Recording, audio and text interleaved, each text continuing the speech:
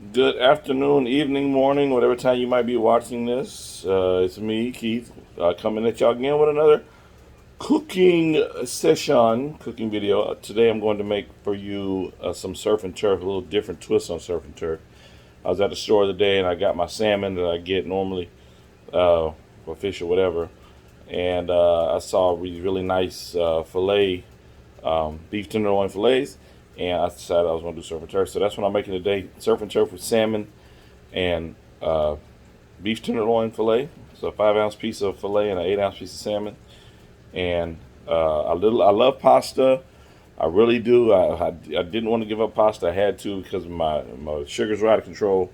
Um, my own doing.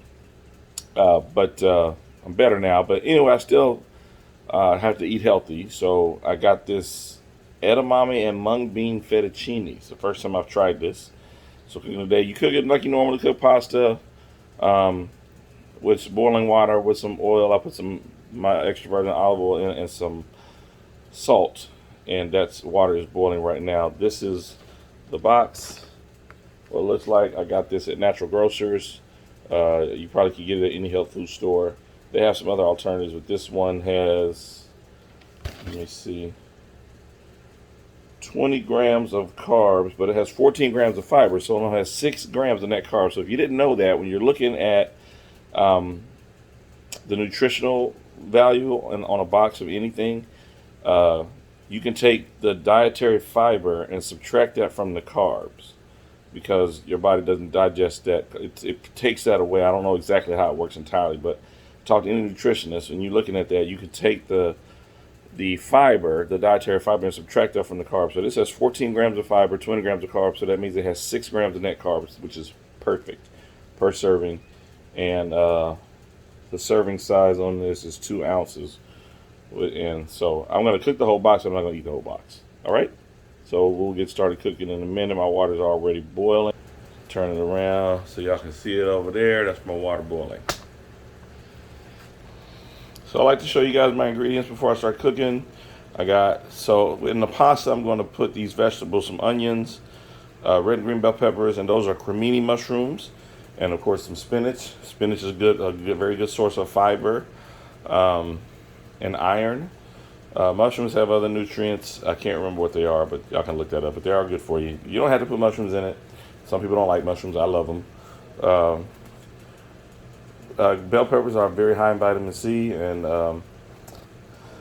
onions are a good source of actually glucose, but because they have the sugar, but it's not a lot. And onions I put the onions in there for the flavor. And also, I'm using my pink Himalayan salt, cracked black pepper, and granulated garlic for my salmon and my filet. Let me show y'all that. I've seasoned them already. They're just waiting to be cooked. And then I'm going to use in my pasta some Alfredo sauce. I bought these Bertolli jars. There's 3 of them that came together at Sam's. It was really cheap. And then I'm also going to finish it with some pesto. I love pesto.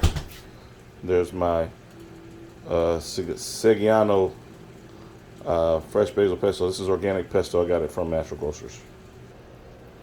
So I'm gonna prep my vegetables here. Cut these mushrooms how I like them, a little thicker. They are kind of meaty, so they're not like button mushrooms. Button mushrooms are ones that you usually see normally, those white mushrooms.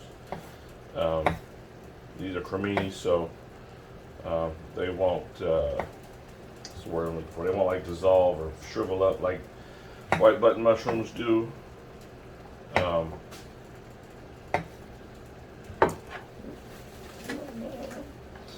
And my bell peppers, I already sliced these ahead of time, and I put them in those containers like I tell you guys before. Just gonna cut those in half because I like them kind of big. I don't want them too small. And the onions are gonna stay like they are. Spinach is gonna stay like it is because it will wilt in the pan. So I'm starting to mix my pasta mixture that I'm going to be making. So I remember to put the onions in there first because they take the longest to cook. I want to caramelize them a little bit. My pan should have been hotter than that, but that's okay. I'm trying to keep these smoke alarms from going off in my apartment because they're loud. There's no ventilation in this apartment. Kind of the things you get when you travel for work. These things happen at times. The last place I was at did have ventilation, but all it did was take the smoke away from the stove and blow it up in the air. So that really wasn't ventilation. It just kept it out of my face. But anyway, so let those cook for a little bit. In a few minutes, you'll start to see them turn.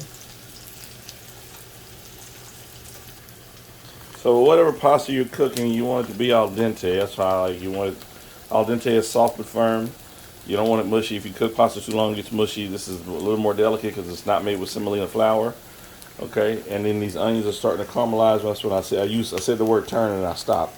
You want them to turn a little brown. They're starting to get a little brown, as you can see. And I'm gonna add my bell peppers. So let me go ahead and add my bell peppers here. By the way, when you take pasta out of the boiling water and put it in your colander, your strainer, don't rinse the pasta. I was taught how to do that when I was a kid, when I was learning how to cook. They tell you rinse the pasta. Also, washing rice. You're not supposed to wash rice either, because it removes all the starch. And that's the stuff that's good to make the taste good. It tastes better, but you do the same thing with if you rinse a pasta after you boil it. So don't do that. I just drain it, and then I either put it in the refrigerator or the freezer. Since I know it's not going to be in there very long today, I put it in the freezer so it can cool down. Because that's usually why people rinse pasta, is to cool it down. Well, it can be cooled without you running cold water all over it, so you shouldn't do that. Okay, you can do it, but you're going to have a much better end product with what you're cooking if you don't do that. So I've added my mushrooms and I turned the heat down because I don't want it to keep cooking too much. I'm going to cook my salmon and my steak real quick now. I like my steak medium rare. You cook it however you want. Just remember, the longer you cook it, the drier it's going to be. And I don't like my dry. I actually like my salmon medium rare as well. So I got my griddle fired up and get ready to throw this stuff on the grill, on the griddle here in just a minute. So my salmon and my filet are over there cooking. There they are. See the nice brown crust on the one side of the filet. The skin side is still down on the salmon. I'm going to finish up this pasta mixture here. Here are my tomatoes. Grab my pasta out of the freezer real quick. It's still going to be hot. Trust me. See that steam? That just came out of the freezer. So it's still hot, but it's not like I can touch it with my fingers. You want it to cool down a little bit. Okay, but it doesn't have to be terribly cool. See the steam? Okay. I'll set mix with my tomatoes. Alright. Throw my spinach in there. That's enough. It's going to wilt. Remember that.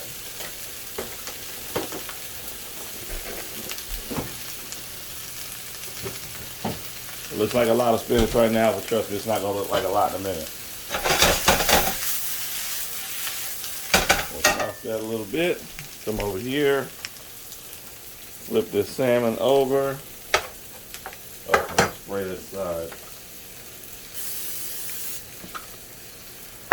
With the non-stick spray, turn that over. I'm sorry if this alarm starts going off. This salmon is a different kind of salmon. I'll lift it up. Hold on, I'll tell you what it is in a second. The type of salmon that it is it's not king salmon, and it's not sockeye. It's something else, something I've never seen before.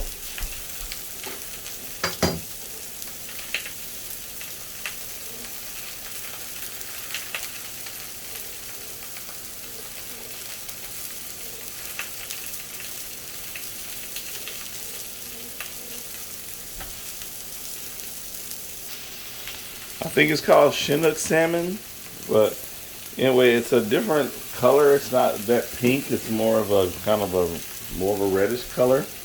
That really bright orange, pink looking salmon y'all see at the store, they've added color to that. That's farm raised salmon.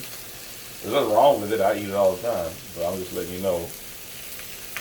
And it's got more fat, which I like. It's good fat. It's got omega-3, good for your brain and good for your heart too, omega-3. Fatty acids. And so this won't have as much fat in it, so it's going to cook faster for that reason. My filet is getting close to being done, but again, there's no fat, not much fat in the filet, so it's going to take a little bit longer to cook. Bear that in mind as well. So over here, my vegetable mix. I'm going to take it off the heat, and it's an electric stove, so you got to take it off the heat, take it off the burner to take it off the heat. If you leave it on the heat, that burner's still hot, you're going to burn it. You don't want to do that. So I'm going to put my Alfredo sauce on here. It's going to cool this down a little bit, because the sauce is cooler than the pan and that mixture. And I'm going to throw my pasta in here, about that much. I'll put the rest of this in the refrigerator. Toss that together.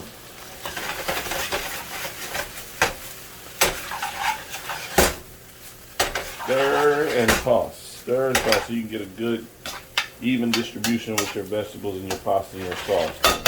Okay, so that's done.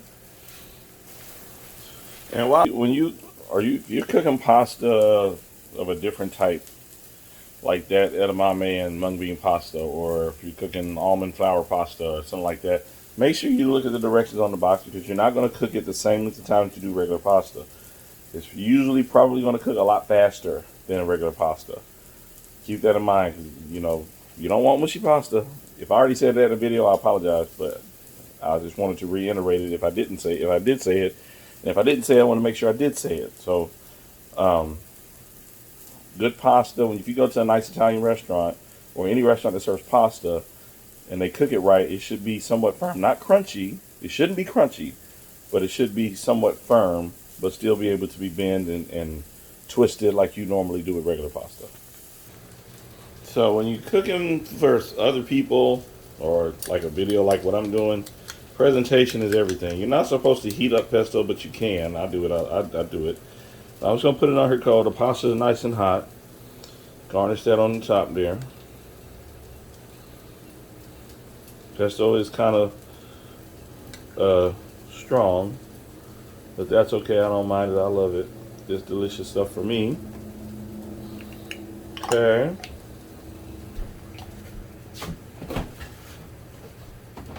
I did add tomatoes to that. I didn't tell y'all I did put tomatoes in it, and I also added the garam masala to my salmon when I did that.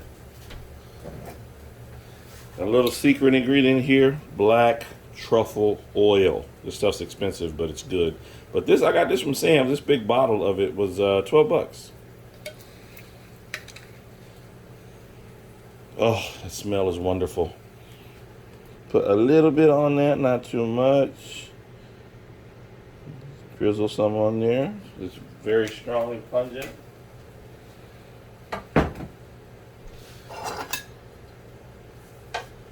Place my filet there on one side. And my deliciously cooked salmon on the other side. That looks like a lot of food. It kind of is a lot of food.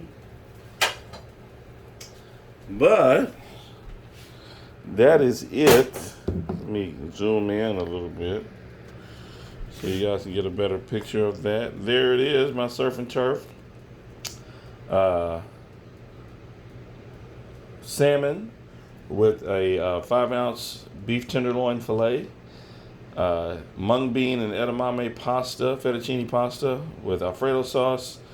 Red and green bell peppers, tomatoes, mushrooms, and red onions and spinach. I hope you enjoy. Happy eating. Thanks, guys, for watching. Please rate and subscribe. And share with your friends. Thank you so much. I really appreciate all of you for watching my videos. Shout out to all my good friends and everybody that's watching it. Thank you so much. See you next time.